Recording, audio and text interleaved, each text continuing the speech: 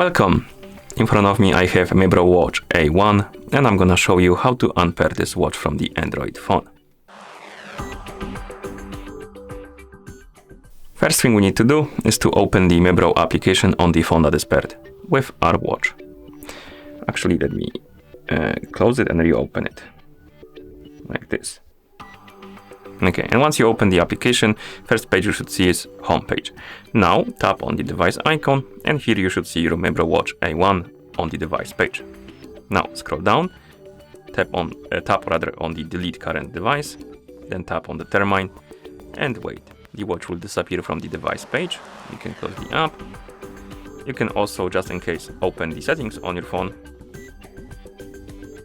Go to Bluetooth or connected devices and check if you have the Mibro watch right here on the list.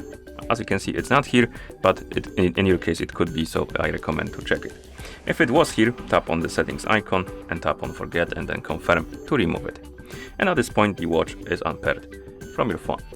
Thank you for watching. If you found this video helpful, please consider subscribing to our channel and leaving the like on the video.